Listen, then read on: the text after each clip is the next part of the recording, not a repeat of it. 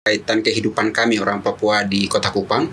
Sebetulnya tidak ada yang membedakan antara kita orang-orang Papua dan kemudian dengan teman-teman yang saudara-saudara di Kota Kupang. Kita tetap bersaudara. Kita juga memiliki kesamaan, kesatuan di dalam Bhinneka Tunggal Ika di bumi Nusantara.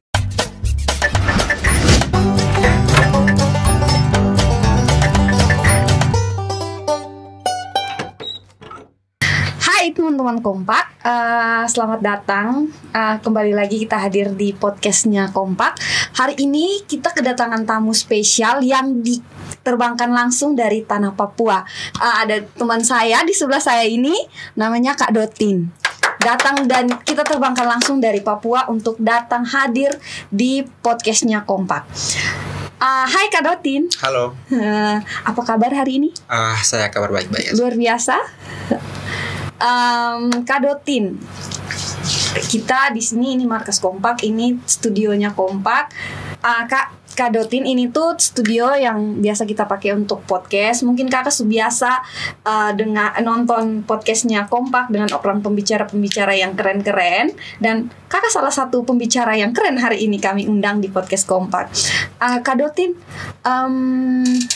mungkin orang di luar sana tuh pasti tanya, Kak Dotin ini dari mana? Asalnya Papua bagian mana? Mungkin kakak bisa cerita-cerita sedikit, perkenalan sedikit.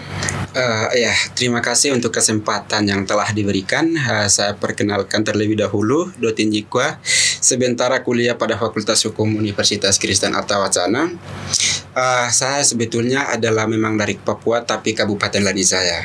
Kabupaten Lanijaya. Itu Kabupaten kalau Lanijaya. dari ibu kotanya Jayapura. Jayapura. Iya. Itu kira-kira berapa kilo? Itu kalau berangkat dari pagi sekitar jam 8 berarti kita tiba jam 2 karena juga sangat jauh. Jauh. Wow. Iya. Kak, pertama kali datang di Kota Kupang, pasti kan ada tuh ketemu orang-orang yang melihat agak punya tatapan aneh, begitu melihat kakak dong kayak bagaimana sih kakak dong perasaan lihat orang menatap kakak dong kayak ada perasaan aneh begitu? Betul, karena waktu sejak dulu yang pas tahun 2018 ada rencana di sini itu dari Pak Guru yang ajak untuk kuliah di sini. Pas waktu itu saya juga tidak mau karena tidak tahu orang Kupang itu seperti apa. Orang Kupang seperti apa, tapi pas sejak saya turun di bandara, saya ketemu waktu itu kawan juga kebetulan dari NTT. Ya. Jadi waktu itu dia langsung pergi bawa saya di dia punya kos. Kemudian saya tinggal beberapa hari. Kemudian ketika saya lihat tingkah lakunya, sifatnya itu menunjukkan tidak ada yang beda. Tidak ada yang beda. Ya, tidak ada yang beda. Kita kan NTT dengan Papua itu kan hampir sama ya. Betul. Masih masih satu keluarga. Betul. Keluarga besar orang timur ya. Iya. Terus kan gini, bagaimana pandangannya kakak? Kan banyak orang kayak di luar daerah. Kan tadi kakak bilang penerimaan orang Kupang itu sama kayak anggap sama lah dengan orang Papua. Terus bagaimana pandangan kakak terhadap orang yang teman-teman yang ada di wilayah lain, orang Papua yang ada di wilayah lain yang kita bisa lihat di berita mereka mengalami diskriminasi. Betul. Dan sebagainya. Itu pandangan kakak seperti apa sih? Iya, memang waktu sejak tahun 2019 itu kasusnya tentang diskriminasi yang dilakukan oleh mahasiswa Papua dan juga Poli TNI di Jawa. Waktu itu kami juga memiliki kekhawatiran jakutnya kami yang sampai kita demikian di Kota Kupang. Jadi kami punya teman-teman atau saudara-saudara yang dari Kupang waktu itu berbicara kepada kami, kalian jangan pulang dulu karena kami di sini juga mayoritasnya Kristen. Yang pada akhirnya kami juga tinggal dan yang kemudian saya punya teman-teman itu ada 3 orang. Saya tahan mereka sampai mereka punya kuliah itu sudah sampai semester 3. Tapi karena mereka punya kekhawatiran tersendiri, orang tua juga suruh pulang waktu itu. Jadi mereka berangkatlah. Saya punya perkataan itu sudah dimeninggalkan. Yang pada akhirnya mereka tuh udah pulang Papua. Tapi melihat kembali kalau kita punya pengalaman yang ada di NTT, itu kami antara orang Papua, perbauran antara kami dengan NTT, orang NTT itu tidak ada yang beda. Tidak ada yang beda. Karena berinteraksi antara kami dengan orang Papua, antara orang Papua dengan kami orang Kupang itu tidak ada yang beda. Ya. Ya. kayak anggap saudara gitu Anggap ya. saudara, betul. Saya tuh ini pengalaman. Iya. Saya pernah punya pernah bertemu orang Papua. Kami satu angkatan di kampus, tapi dia tuh kayak menutup diri begitu. Entah itu kira-kira menurut kakak karena apa ya?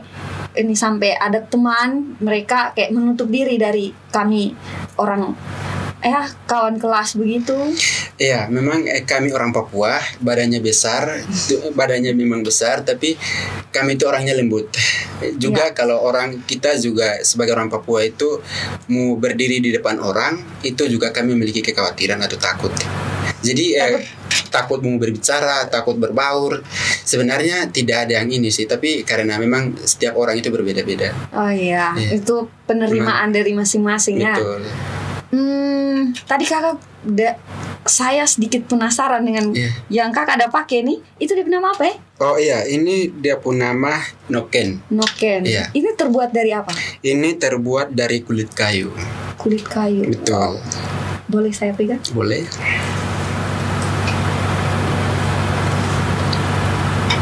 Ini kalau boleh tahu dari kulit kayu apa? Itu kulit kayu pin. Pin. Iya. Saya juga tidak tahu itu kayu yang seperti apa. Kalau boleh tahu, noken tuh melambangkan apa sih? Kan biasanya kalau kayak barang-barang yang spesial itu pasti ada artinya, maknanya itu apa gitu. Mungkin. Iya, ini saya bawa noken dari Papua karena waktu sejak saya lahir, karena orang tua juga tidak ada seperti kayak sekarang kan banyak baju, kain kan banyak kan. Jadi kalau anak-anak yang sekarang lahir itu mereka anggaplah sudah ada baju, pakaian lah. Tapi kalau dulu sejak orang tua itu tidak ada baju, tidak ada kayak selimut dan lain sebagainya. Yang akhirnya kita sebagai anak yang sudah baru lahir itu kita bisa dapat isi di sini. Diisi maksudnya digendong di dalam situ? Bukan atau? digendong, tapi karena ada juga daun pohon. Itu kalau ketika diisi, ibu-ibu diisi di sini, kemudian kita ini dapat diisi.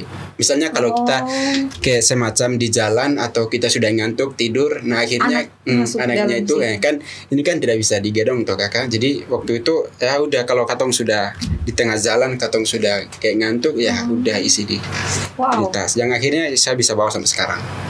Serbaguna ya. Betul. Ini mau tanya apa lagi? Ini memang tuh pakai di kepala kok pakai terbang lah. Keren. Itu tandanya bahwa saya sudah lahir di ini noken. Saya sudah jadi besar di noken karena dia punya. Berarti ini selain tanda dari sejarahnya. Tanda sejarahnya hadirnya Dotin ini di sini. Betul. Oke. Dan rata-rata mereka anak-anak punya ini barang. Betul.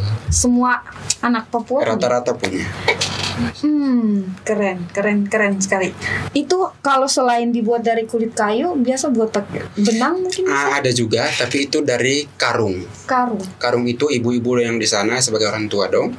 Mereka dicabut satu-satu dan yang kemudian mereka itu dilipat. Dilingkar yang akhirnya bisa seperti ini. Mereka bisa buat seperti ini, baru bisa jadi noken. Wow. Itu selain mama-mama selain kaum perempuan yang bisa buat, apakah yang laki-laki juga bisa buat? Kalau laki-laki sebentar belum. Yang bisa mama-mama saja. Iya, mama-mama dan perempuan Papua saja. Perempuan Papua hebat, luar biasa ya. Iya. Bagaimana sih penerimaan dosen atau teman kelas terhadap Dotin di dalam kelas? Boleh tahu di dalam kelas sendiri, kelas ruangan kuliah itu ada berapa orang yang dari Papua? Waktu pertama kali saya masuk di Unkris langsung diterima di Fakultas Hukum. Kemudian ketika saya sudah berjumpa dengan saya punya dosen, dan mereka itu kan orang satu sisi bilang bahwa diri itu penting. Jadi ketika saya membawa diri kepada mereka itu cerita dengan saya bagaimana kehidupan kamu di Kota Kupang, dan yang kemudian mereka bilang sebenarnya kamu dari kabupaten mana dan lain sebagainya. Jadi ketika saya sudah jumpa dengan mereka, ketika ada kegiatan dimanapun itu saya selalu liput. liput atau mengikuti kegiatan yang ada. Okay. Misalkan di pemilihan di pemilihan di Kabupaten Sumba dengan Malaka waktu itu. Ikut juga. Iya, Dotin juga pernah ikut, dan yang kemudian pokoknya kegiatan dari Fakultas Hukum itu Dotin selalu ikut. Selalu membaurkan diri dengan dosen dan teman-teman yang lain gitu. Jadi keren. Iya, jadi saya punya pendapat waktu itu sebenarnya dosen-dosen yang ada di Kota Kupang mereka itu tidak membedakan antara kami dengan orang Papua dengan orang NTT. Disamakan saja. Karena melihat kembali sebenarnya orang Kupang itu banyak sekali yang kuliah pada Fakultas Hukum. Tapi kenapa ketika ada kegiatan itu mereka bisa panggil saya untuk mengikuti kegiatan yang ada. Jadi dari situ tuh saya belajar ternyata kita itu tidak ada yang beda. Tidak dibedakan ya. Tidak yang dibedakan. Jadi kita itu sama. Ini seperti itu. Wow, keren ya. Mereka tidak ada yang merasa ini anak nih kenapa harus ini, tidak ada ya. Tidak ada. Terus kan orang Papua nih agak sedikit langka ya kalau kita bicara di Kota Kupang agak sedikit langka. Kira-kira Dotin tahu tidak berapa jumlah mahasiswa dari Papua yang ada di Kota Kupang ataupun orang-orang yang bekerja dan memilih tinggal di Kota Kupang ini ada berapa banyak?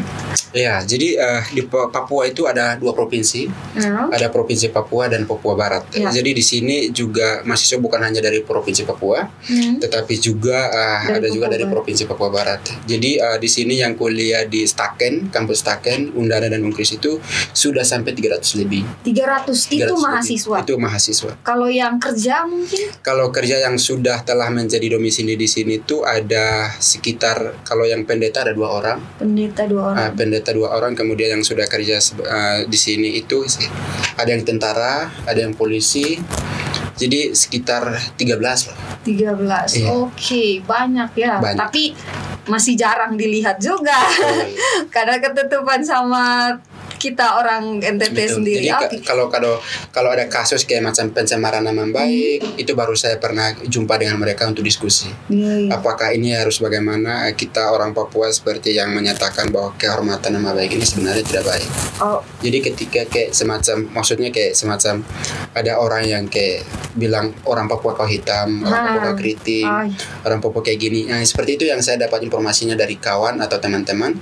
Akhirnya saya sudah ketemu dengan mereka, diskusi dengan mereka. Ini seharusnya bagaimana? Seperti itu. Mencari jalan keluar ya. Mencari jalan keluar. Kalau boleh tahu dari 300 mahasiswa ini sama yang sudah kerja itu, apakah dibuat ada komunitasnya? Kan biasanya kita nih sedikit terkenal dengan komunitas atau kelompok-kelompok ini suku begitu.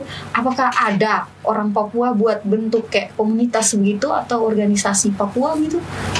Ya, memang ada organisasi Forum Komunikasi Mahasiswa Papua. Sudah ada, jadi di dalam organisasi itu ada juga ketua, sekretaris, bendahara dan lain sebagainya. Itu tergabung dari mahasiswa dan dua provinsi itu, Papua dan Papua Barat. Wow, keren. Itu biasanya ada pertemuan mingguan kah, bulanan, tahunan gitu? Ada? Itu juga ada ketika kalau misalkan ada kegiatan dari Bapak Pendeta, misalkan kegiatan dari mahasiswa Forum Komunikasi Mahasiswa Papua, itu juga biasa ada kumpul bersama bagaimana seharusnya kegiatan ini, misalkan kayak semacam ada mahasiswa baru, bagaimana penerimaan mereka di Kota Kupang supaya mereka itu juga dapat terlibat di dalam organisasi. Karena mereka satu sisi juga bilang kalau organisasi itu adalah keluarga perkumpulan oleh orang Papua. Ini kan bilang tadi itu ada pertemuan, ada kayak perkenalan juga. Betul. Untuk mahasiswa baru. Pernah tidak dalam perkumpulan itu disisipkan mungkin pembicaranya orang NTT atau orang luar begitu dari Papua? Pernah tidak? Atau hanya khusus untuk pembicaranya mungkin tetap dari Papua, yang orang Papua aja? Tidak sih, kita karena juga kami orang Papua juga pernah azan dia punya teman-teman ketika ada kegiatan dalam organisasi itu, kita anggap itu kami punya kawan, jadi tidak ada yang membedakan. Oke, jadi pernah ada pembicara yang di luar orang Papua gitu? Tidak ada. Tidak ada. Oke.